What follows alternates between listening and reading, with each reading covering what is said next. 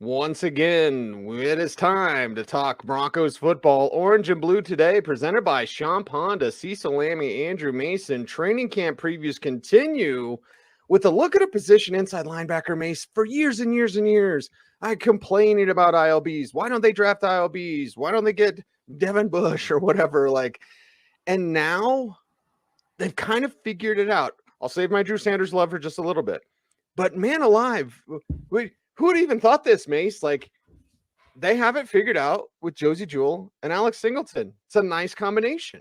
It is. The interesting thing on inside linebackers as well is that everyone's like, why don't you pick one in the first round? Yada yada yada.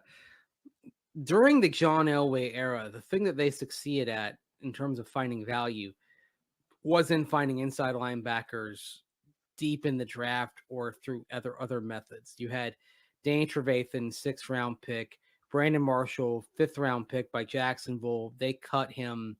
Broncos make a waiver claim or a claim on him, bring him on the practice squad, work him back up. He's a pretty good player.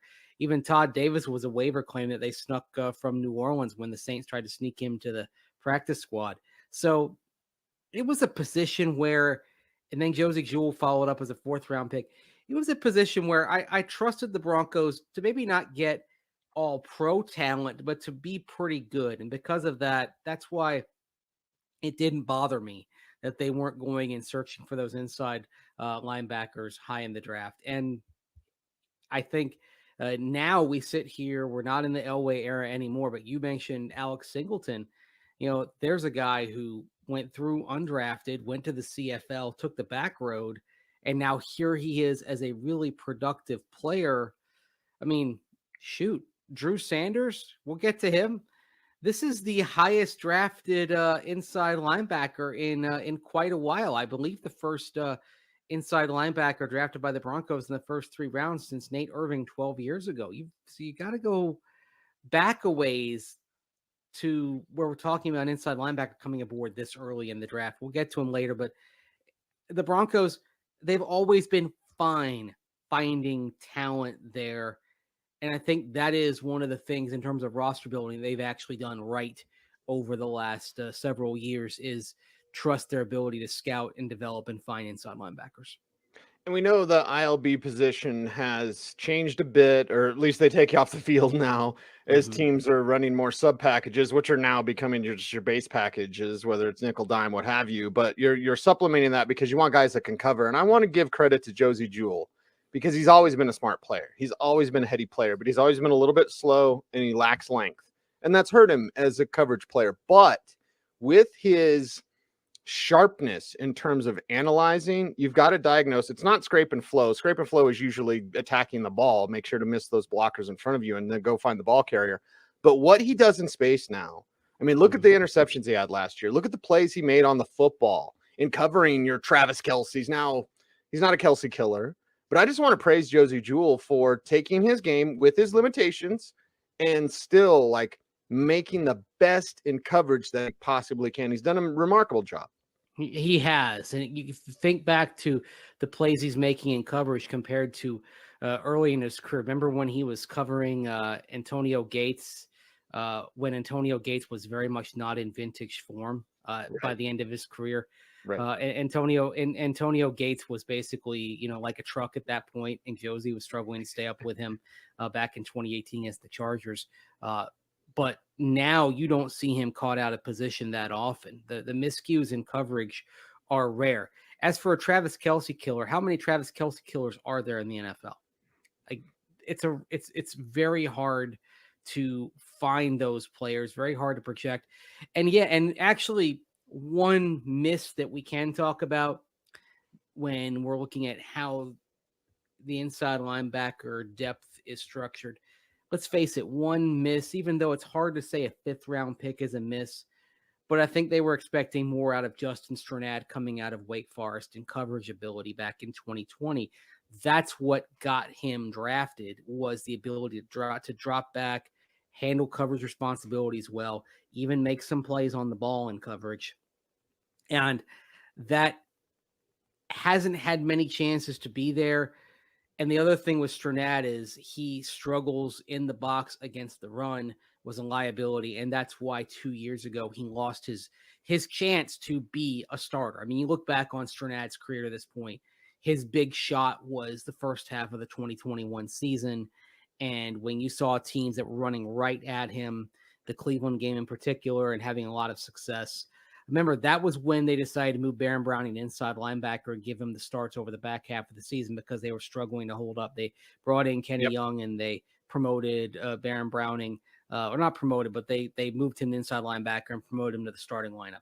So basically, that's still hard to find. You're hoping that maybe Drew Sanders has the athleticism to grow in that regard, but Drew Sanders, that's not going to be what he does well first, even though he did have that pick in rookie camp off of that we can't talk DiNucci. about. Mm-hmm. We can, because the coach talked about it. They talked about it, right? Right there in front of Greg Penner and Sean Payton. He had that play, but by and large, Drew Sanders' strengths this year are probably going to be when they insert him in some pass rush sub packages, maybe even line him up as an edge from time to time. The ability to cover, that's probably going to take some time, especially what they're going to ask him to do, because they're going to ask him to eventually be somebody who can hold up against Travis Kelce, but I don't expect that's going to be there right away. And I think in that regard, it's probably wise to keep the expectations reasonable on Drew Sanders in coverage. I'm about ready to be unreasonable about Drew Sanders, but before we get there, you mentioned Justin Strnad. Does he even make the team? I feel like this is probably it for him. Well, the thing that could be in his favor is special teams. And if he shows Ben Kotwika and Chris Banjo and Mike Westhoff that he can be a core indispensable special teams player, then I think he'll stick. That's the key thing. I mean, if he does well there, that's in the mix. You want to bring back Jonas Griffith there for depth, because there's somebody that you did intend to start last year and did start for a while last year. He's a nice asset to have there in reserve, even though teams will try to throw at him. He's another guy who tends to find the right spot at the right time and tends to be able to diagnose plays as they develop really well, which I think is the top skill of an inside linebacker against the run, is how quickly can you diagnose and how quickly can you shed. Well, Griffith can do that. And then Singleton and Jewell both have that ability. So I would say Strnad's very much like if we're talking about like say 5-6 players that are on the roster bubble, I'd say he's one of them.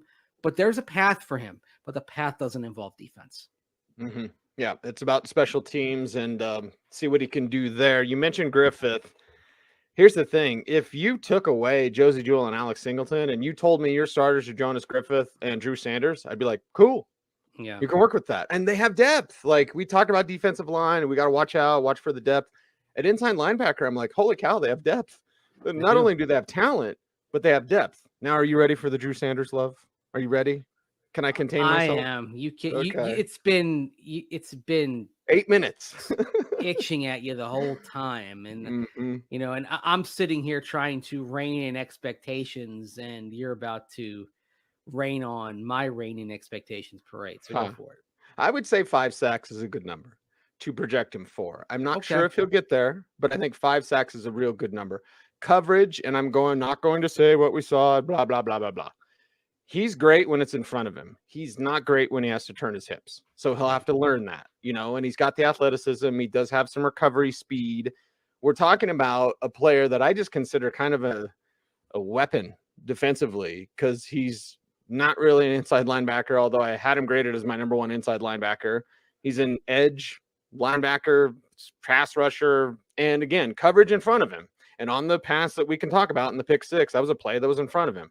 So if he's covering a back or a tight end that's in front of him, he's going to attack the ball. He's going to be right there. If anyone goes down the seam and makes him turn his hips, he struggles in recovery and re-acceleration. I'm going to talk about that throughout this offseason. Like, re-acceleration is almost more important than acceleration. So Sanders, fantastic. Love his work ethic. Love his nose for the football, his ability to get after the passer. And I love that Vance Joseph with these edge kind of questions that the team has, well, K'Wan Williams can rush the passer. Drew Sanders can rush the passer. Like, there's these other guys that might collect a few of those sacks along the way. Yeah, that's a really good point. Although I'll say this, when we talk about Drew Sanders in coverage and struggling to kind of turn his hips,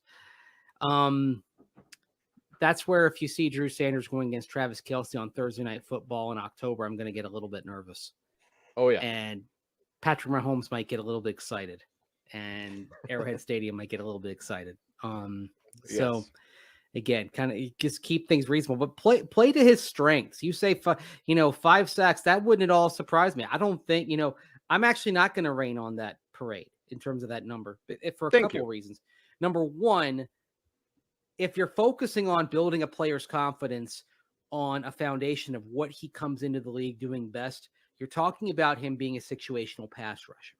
And you're talking about him rotating in even on the edge from time to time. The Broncos have said they're going to train him at inside linebacker first, but they're going to work him in the mix at edge as well. Both he and Riley Moss, will get into him in one of our future shows here as we wrap up the position previews. But him and Riley Moss are very much chess piece type of players that you're going to want to move around a little bit. So I think 5 sacks is pretty reasonable in terms of expectations, assuming that he can get up to speed in training camp really quickly. That's going to be the key thing, especially when he missed some time due to injuries during OTAs. He comes into training camp just a skosh behind, I think, where the Broncos wanted him to be. Ditto for Marvin Mims, picked just ahead of him because both of those dudes missed some time. Yeah, and I would say it's not necessarily how you start, it's how you finish. So maybe they're more late season surge guys. Baron Browning was a couple of years ago, right? Exactly. Browning missed OTAs. Browning missed training camp time. They worked him up, and then mid-season, back half of the year, he was pretty solid player. I mean, that's the reason why you still have hope for Baron Browning, is because the moment they put him out there for extensive work, even though it was not at his ideal position, he produced. Inside linebacker, dare I say, his strength for the Denver Broncos. And Alex Singleton, we didn't really discuss much, but when they picked him up and people will be like, who's Alex Singleton? I'm like, he's a tackling machine. And guess what he was for the Broncos? A tackling machine. So it's like, I'll do the old Martin Lawrence. Like, can you do what you did earlier, please? Like, can you just Singleton be Singleton? I'm never expecting him to be this coverage guy or whatever. I know he's going to tackle. I know he's going to bring some force with the tackling. So yeah, what Alex Singleton does is what you need, and he's not going to do more than that, and that's fine. Yeah, he'll make plays. Now, with both him and Josey Jewell, the critique you sometimes hear is, they're tackling from behind. And I'm like, okay, sometimes your job as an inside linebacker is preventing a play from being worse than it is, from stopping the bleeding. And that too is a skill. But the thing on the positive side that you see from Singleton is the ability to anticipate and the ability to read things as they develop. I mean, I do wonder how maybe the season would have turned out differently if he had managed to get to Geno Smith on that blitz there early in week 1, and you get the sack rather than the touchdown pass. And maybe we missed that in our what ifs. What if Alex Singleton gets that sack because I think the Broncos win that game if he gets that sack. Right. And who knows what happens? Confidence builds, or maybe they just would have gone 6-11. Yeah, we never know. The thing about confidence with these inside linebackers, like, I think Sanders would make that play that we're talking about.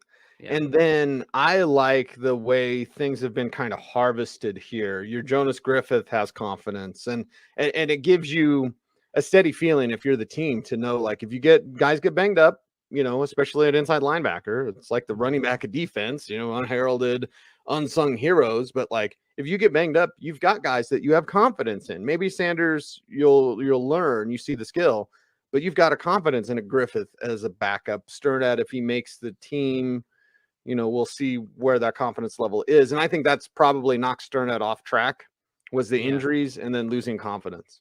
Yeah, it's actually interesting to look at the confidence in the backups. To be honest, if you lost the entire starting complement of any position group, I don't think you're in better shape with the reserves at any spot than you are at inside linebacker. I mean, we talked about defensive line. If you're using backup defensive linemen, it may look a little rough. If you're on the backup tackles, I think you feel good about one backup tackle, but probably not the second. Backup interior O lineman, maybe you feel good about one spot, but not all three. Backup running back, you feel okay because we've talked a lot about Samaje Perine and what he can do. Backup receivers, I mean, you got some quality there, but you take a hit. I mean, look at how this team never really replaced Tim Patrick last year.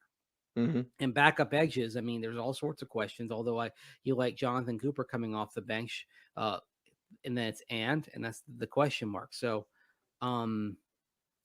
yeah, I think right now, overall, over the entire roster, inside linebacker has the best group of second teamers of any position group on the roster. You feel very good when you're talking about somebody who started and played reasonably well, and then a high draft pick in whom you have plenty of high hopes in Drew Sanders. That's about as good as you're going to get for a couple of backups. It is Orange and Blue today. We are presented by Sean Ponda Mesa. Any love for anyone we haven't mentioned? I mean, they do have Ray Wilborn and Seth Benson, I believe, still there. So, I mean, it's we're going to watch during training camp. But I think the main players we've touched on, that's your core group, and it's a damn good group. Yeah, I think I'd be shocked if either of them stick on the 53 for a reason other than injuries. If you're talking about like 2 or 3 injuries basically happening, I expect one of them will be on the practice squad, but do we know yet? I don't think it's fair to say we've got an idea because pads haven't been on. Yeah, exactly. And you're talking about right up there with O-line and D-line in terms of a position group where the skill set is going to be revealed once the pads actually go on and we see how they can really shed in traffic and still make plays against the run in particular. So, yeah, that's TBD. But overall roster construction says you'll probably see one of those 2 guys make the practice squad. There you go. TBD on OBT, which is a BFD. Nice. Which will be broadcasting around CHTC. Yep, it's not UCHTC anymore. It's just CHTC. No. Yeah, you dropped the U. Drop the U. But we can't spell Orange and Blue today without you, because you are so important to us. Well, you can't spell it without the letter U. Exactly. You can spell orange without you, but not blue without you. Exactly. And we'd be blue without you. How about that? Oh my gosh. What a segue. Wow. That got out of hand quickly. It does. It does on this show. It's Orange and Blue today, presented by Sean Ponda. He's Mace. I'm Cease. Thanks for watching. Stay tuned and stay frosty.